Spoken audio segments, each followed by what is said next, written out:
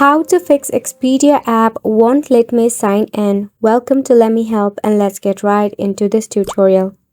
If you're facing such issue, you need to check for your Wi-Fi connection first and foremost. If your Wi-Fi is acting super slow, you need to switch it to your airplane mode for about 3 seconds and turn it back off. Or switch to a cellular data. Then try to log into Expedia app one more time.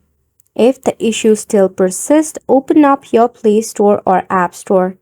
Search for Expedia app on the search bar. Make sure that your app is up to date.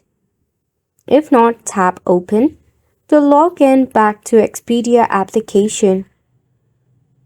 Tap on Get Started. If you still find issue to log in at it, press and hold on to app to go to App Info. Here, firstly, you need to force stop it. Head to your storage and cache. Then tap on Clear Cache. It will help to fix any of the glitch or the bug issue. Then again, try to log in by opening your Expedia application. Then try to log in into your account. If not, the final way is to restart your mobile device. And that is all for the video as well. Thank you so much.